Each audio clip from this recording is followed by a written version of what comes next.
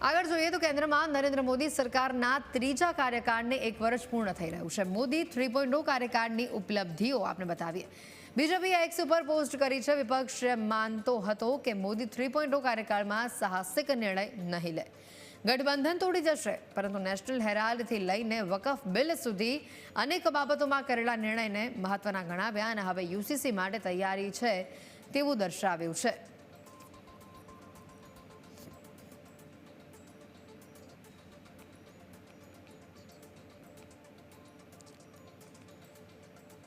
મોદી 3.0ની ઉપલબ્ધિઓ આપણે જણાવી દઈએ। નેશનલ હેરાલ્ડ કેસમાં સોનિયા રાહુલ વિરુદ્ધ ચાર્જશીટ, પીએનબીના 13,000 કરોડના લોન કૌભાંડમાં મેહુલ ચોકસીની ધરપકડ, 26/11 હુમલાનો માસ્ટરમાઇન્ડ તહવ્વુર રાણાનું ભારતમાં પ્રત્યાર્પણ, જમીન કૌભાંડમાં રોબર્ટ વાડ્રાની ઈડીની પૂછપરછ, સંસદમાં વકફ સંશોધન બિલ પાસ થવું, દિલ્હી, મહારાષ્ટ્ર, હરિયાણા વિધાનસભા ચૂંટણીમાં જીત અને હવે યુસીસી લાગુ કરવા માટે તૈયારીઓ।